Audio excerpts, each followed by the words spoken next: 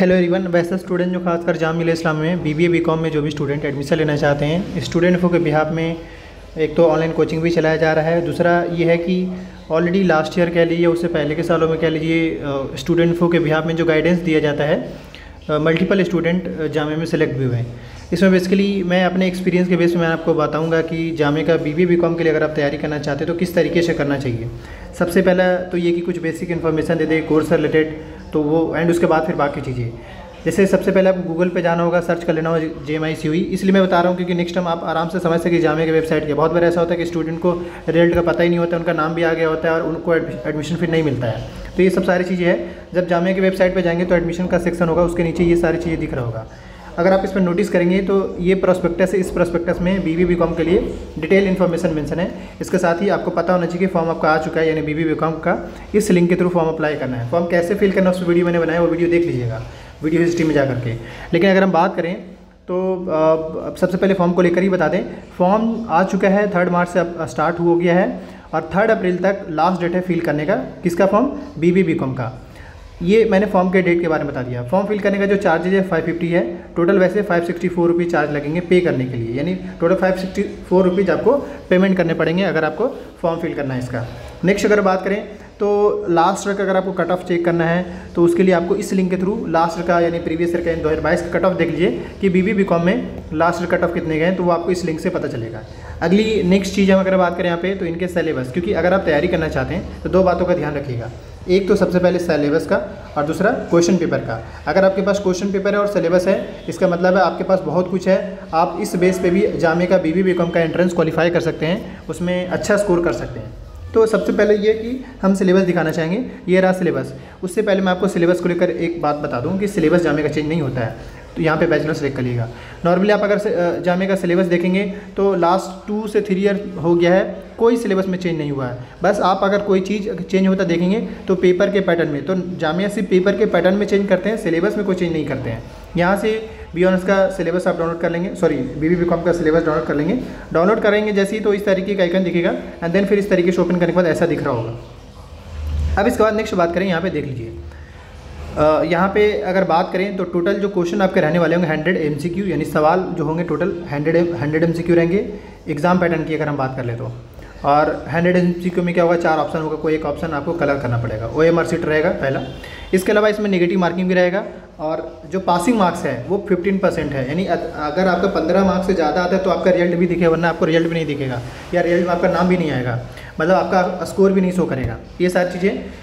अब सवाल ये कि ये जो 100 MCQ है इसको हम कहाँ से तैयार करें। इसको तैयार करने के लिए आपको कुछ नहीं करना होगा। देखिए यहाँ पे इन्होंने इन शॉर्ट में बता दिया है, बोलता है इसी को बोलता है इन शॉर्ट। लैंग्वेज स्किल से 20 क्वेश्चन, जनरल अवेयरनेस से 40 क्वेश्चन, रीजनिंग से 20 क्वेश्चन और न्यूमेरिकल एबिलिटी से, यानी यहाँ पे ये मैथ का सेक्शन एक ऐड होता है। बाकी अगर 80 मार्क्स का देखें तो जैसे कोई स्टूडेंट पॉलिटिकल के लिए तैयारी कर रहा हो, ज्योग्राफी के लिए तैयारी कर रहा हो, तो ये सभी कॉमन है। बस 20 मार्क्स का जो न्यूमेरिकल एबिलिटी ये डिफरेंट कर देता है, यानी डिफरेंशिएट हो जाता है यहाँ पे। तो अगर कोई स्टूडेंट चाहे लैंग्वेज स्किल अच्छा हो, जनरल अवेयरनेस अच्छा हो, रीजनिंग अच्छा हो, तो आराम से इन 3 बेस पे भी सिलेक्शन ले सकता है। लेकिन न्यूमेरिकल एबिलिटी का भी होना ज़रूरी है, क्योंकि हर बोलते हैं ना कि थोड़ा थोड़ा अगर सारे पेपर को टच करेंगे तो अल्टीमेटली आपके मार्क्स अच्छे हो जाएंगे। बाकी अब इसके बाद हम थोड़ा यहाँ पे कुछ बुक वगैरह सजेस्ट करते हैं। देखिए बड़ा सिंपल सी चीज़ है यहाँ पे। अगर आप लैंग्वेज स्किल कुछ बनाना चाहते हैं या जनरल अवेयरनेस या रीजनिंग या न्यूमेरिकल एबिलिटी, इन सभी के लिए सबसे पहले तो ये होगा कि पहले लैंग्वेज पे ही आ जाएं। इन सबको तैयार करने के लिए बेस्ट तरीका जो हमारे हिसाब से रहेगा वो पेपर का। क्वेश्चन पेपर 4 से 5 सालों का एनालिसिस करिए और जो भी पेपर हो उसमें से, जैसे मान लीजिए कि अगर by the way important date से रिलेटेड सवाल करते हैं तो आप है ना इंपॉर्टेंट डेट को याद कर लीजिए। रिवर हो गया, फेस्टिवल हो गया, पार्क्स हो गए, नेशनल पार्क हो गए, बर्ड सेंचुरी हो गए, या फिर इस तरीके से जो इंपॉर्टेंट चीज़ें है वो आपको डायरेक्ट आपको ऐसे याद रखना पड़ेगा। पर ये सारी चीज़ें आपको पता कैसे चलेगा, जब आप पेपर सोल्व कर रहे होंगे, पेपर का एनालिसिस कर रहे होंगे। वीडियो में पढ़ा हुआ है, लेकिन बेहतर है कि पेपर आप खुद से सोल्व करिए तो ज़्यादा बेटर रहेंगे। आपको समझ आए कि हाँ भाई ये सवाल कहाँ से पूछा गया है, क्योंकि आपको पेपर के एनालिसिस से ही फाइनली आइडिया लग पाएगा, समझ पाएंगे कि हाँ भाई पेपर पूछ क्या रहा है। लेकिन हम थोड़ा यहाँ पे बुक सजेस्ट कर, देखिए इंग्लिश नॉर्मली लैंग्वेज स्किल के लिए आप SSC लेवल का कोई भी बुक परचेज कर लिए। बाकी क्वेश्चन पेपर देखेंगे तो जो इंग्लिश का जो सेक्शन पूछा गया उसी हिसाब से आपको तैयार भी करना पड़ेगा, तो इस बात का थोड़ा ध्यान रखिएगा। एंड इसके अलावा अगर हम जनरल अवेयरनेस की बात करें तो आप अगर लूसेंट का जो बुक आ रहा है और बाकी हमने यूट्यूब पे जनरल अवेयरनेस से रिलेटेड वीडियोज़ अपलोड किया है, वो अगर आप कर लेते हैं तो बहुत हद तक वो सफिशिएंट होगा। तो मेरे ख्याल से ये चीज़ समझ में आ गया होगा। इसके अलावा बाकी चीज़ें ऐसा है कि ऑनलाइन वेबसाइट यूज़ करिए और भी अगर गाइड वाइड हो सके तो भी यूज़ कर सकते हैं, बट गाइड उतना हेल्पफुल नहीं होता है, मैं पहले ही क्लियर कर दूँ। इसके अलावा ये है कि कोई भी ऐसी बुक को पढ़िए जिसमें जनरल अवेयरनेस से रिलेटेड, बट अल्टीमेटली मैं आपको कहना चाहूँगा पेपर के हिसाब से ही पढ़िएगा, इसके आगे कुछ मत पढ़िएगा वरना दिक्कत होगा, नुकसान होगा आपका। तो इस बात का थोड़ा सा ध्यान रखेंगे। नेक्स्ट अगर हम बात करें रीजनिंग को लेकर तो इसमें भी बहुत आसान है। आप रीजनिंग को लेकर अगर हम बात करें तो कोई भी ऐसी चीज़ जैसे सिंपल सी बात है, इसके अलावा रीजनिंग के लिए एसएससी लेवल का कोई भी बुक फॉलो कर लीजिएगा। न्यूमेरिकल एबिलिटी के लिए भी कोई भी एसएससी लेवल का जिसमें बेहतर ये होगा पहले पेपर का एनालिसिस करिएगा, क्योंकि ऐसे मैं डायरेक्टली कह दूँ कि आप इस बुक को फॉलो कर लीजिए, ये बिल्कुल हाँ कोई भी एक गाइड फॉलो कर सकते हैं, बट मैं ये भी कहना चाहूँगा टॉपिक से रिलेटेड जो है वीडियोज़ हम बना देंगे तो उस हिसाब से अपना टॉपिक से के हिसाब से कर ले। बाकी मैं आपको बता दूँ सभी स्टूडेंट को, जैसे जो भी अभी एक मैंने व्हाट्सएप ग्रुप बनाया है और यूँ समझ लीजिए कि टेलीग्राम का आप जिसमें आपको कंफर्ट लगे उस सब ग्रुप ज्वाइन कर लीजिएगा। और इससे रिलेटेड जो भी इंपॉर्टेंट चीज़ें होगा जैसे कि आपको जहाँ पे एंट्रेंस में हेल्प कर सके वो आपको ग्रुप में प्रोवाइड करा दीजिएगा। तो उसका लिंक वीडियो के डिस्क्रिप्शन बॉक्स में दे दीजिएगा, चाहे वो टेलीग्राम का हो या व्हाट्सएप ग्रुप हो, जो भी यूजी में बीबी बीकॉम बीए पॉलिटिकल इन सब का करना चाहते हैं। खैर ये तो हो गया। अब सवाल है कि तैयारी कैसे करें, तो आपको ये सारी चीज़ें पता चल गया कि भाई एटलीस्ट आपकी तैयारी एसएससी लेवल का होना चाहिए। दूसरा, आपका पेपर का एनालिसिस होना बहुत ज़रूरी है। और तीसरा ये कि आप ऑनलाइन सोर्स को यूज़ करेंगे। आज के टाइम में ऑनलाइन सोर्स में बहुत सारे ऐसे वेबसाइट है जहाँ से डायरेक्ट आप इन सबको जनरल अवेयरनेस को सोल्व कर सकते हैं, लैंग्वेज स्किल को बना सकते हैं। ऑनलाइन में सिंपल एमसीक्यू, क्योंकि आपका सवाल एमसीक्यू रहेगा तो आपको थ्योरी पढ़ने की जरूरत नहीं, एमसीक्यू लगाने की ज़रूरत है। पहला ये हो गया। इसके अलावा स्टूडेंट फॉर बिहाफ में 2000 में कंप्लीट कोर्स कराया जा रहा है, आप ज्वाइन करना चाहते तो कर सकते हैं। अब हम इंपॉर्टेंट पॉइंट पे फिर से आते हैं। देखिए बड़ा सिंपल सी बात है कि अगर आपके पास इसके अलावा अब मैं आपको थोड़ा सा एडिशनल इन्फॉर्मेशन यहाँ पे दे दूँ कि बड़ा सिंपल सी बात है। पहले तो आप फॉर्म फिल करेंगे, जब फॉर्म फिल कर लेंगे तो आपको ऑलरेडी पता ही चल गया कि जामिया का एंट्रेंस कब है। नहीं अगर पता है तो आपको इस पीडीएफ में भी हम आपको जस्ट आपको एंट्रेंस का डेट शीट आपको बता देते हैं, ताकि आपको क्लियरली पता चल जाए कि आपको पेपर कब देना है। बाकी उसी हिसाब से कम 5 से 6 घंटे का या 6 से 7 घंटे का जो अपनी पढ़ाई करी रही क्वेश्चन पेपर के लिए बड़ा इजीली आप एक्सेस कर सकते हैं। वीडियो के डिस्क्रिप्शन बॉक्स में लिंक मेंशन किया है, आप वहाँ से भी एक्सेस कर सकते हैं। जैसे कि अगर बात करें आप यहाँ पे देख सकते हैं बी ऑनर्स इकोनॉमिक्स में सीयूटी के थ्रू होता है एडमिशन जामिया में। अब लेकिन बीबीए बीकॉम में जो है आपका पेपर 29 कब होगा, अप्रैल को होगा, 29 अप्रैल को होगा।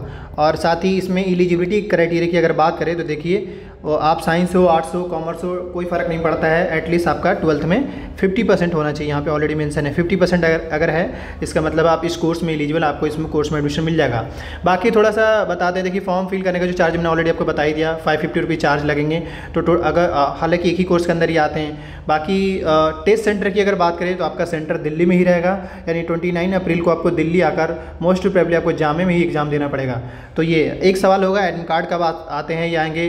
तो एडमिट कार्ड जो एंट्रेंस टेस्ट का जो डेट रखा गया 29 अप्रैल रखा गया है, तो मोस्ट प्रोबेबली 20 अप्रैल के आसपास में आपके एडमिट कार्ड रिलीज़ कर दिए जाएंगे। नॉर्मली यही होता है। तो जो कोई भी स्टूडेंट है इस हिसाब से चले, परेशान नहीं होना है, क्योंकि जब भी है सिंपल सी बात है कि आपका एग्ज़ाम तो होगा ही होगा और जो डेट है उसी डेट के हिसाब से ही होगा। और अगर एडमिट कार्ड की बात करें तो वो आपका आएगा ही आएगा। रहा सवाल एंट्रेंस रिजल्ट्स को लेकर, तो सिंपल सी बात है कि रिजल्ट जो है विद इन कह लीजिए कि 1 मंथ एटलीस्ट लग ही जाते हैं। मतलब अगर आपके मई अप्रैल में हो रहे हैं तो कुछ नहीं तो जून के फर्स्ट वीक से पहले होना मुश्किल होगा, या मिड जुलाई के आसपास, जून से पहले रिजल्ट नहीं आ सकते हैं। इसके अलावा अब हम थोड़ा सा रिजर्वेशन क्राइटेरिया को आपको समझा दें। सिंपल सी बात है कि अगर आप मुस्लिम कैटेगरी से बिलोंग करते हैं, जिससे एक सैयद पठान मलिक हैं, तो उस केस में जामिया में 30% का रिजर्वेशन मिलता है उन स्टूडेंट को, 10% मुस्लिम वुमेन को, 10% मुस्लिम ओबीसी को। बाकी 50% जो है वो जनरल स्टूडेंट को कह लिए उनका रिजर्वेशन यहाँ पे है।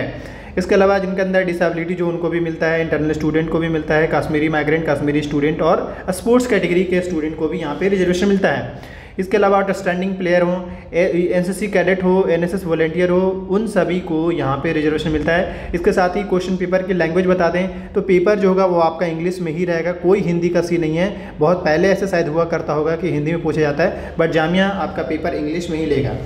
इससे बाकी अब कोई भी क्वेरी होगा कमेंट करिएगा। बहुत जल्द आपके जनरल अवेयरनेस और सोशल अवेयरनेस की सीरीज स्टार्ट किया जा रहा है।